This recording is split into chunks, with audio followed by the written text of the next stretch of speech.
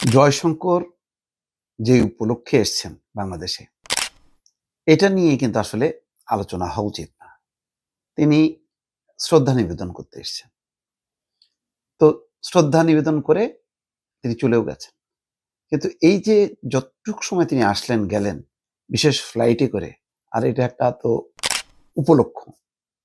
অজুহাত বলব না, উপলক্ষ।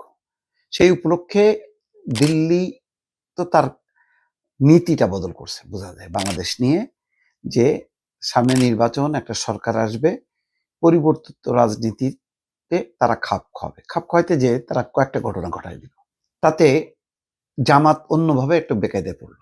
তারা যেহেতু ভারত বিরোধী রাজনীতি করেন, আধিপত্যবাদের বিরুদ্ধে তাদের কর্মীরা রাজপথে স্লোগান দেয়, দিল্লি না ঢাকা, ঢাকা ঢাকা, এই সমস্ত কথাবার্তাগুলি খুব উজ্জীবিত শোনা যায়। কিন্তু যখন দেখা করলেন ভারতীয় কূটনীতিকরা, এটা ওপেন করা দরকার ছিল। ওপেন কেন করলেন না? আগে করলে কিন্তু এখন বেকায়দায় পড়তেন না।